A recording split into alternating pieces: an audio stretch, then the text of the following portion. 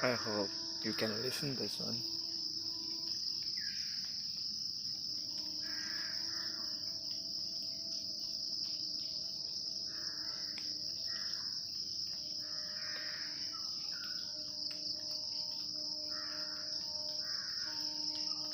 वाह,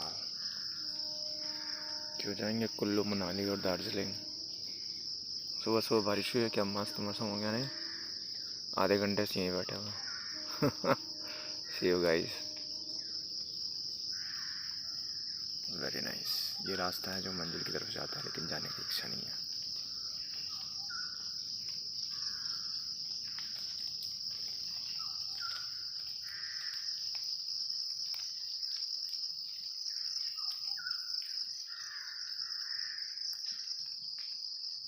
ये भी कहीं जाता होगा।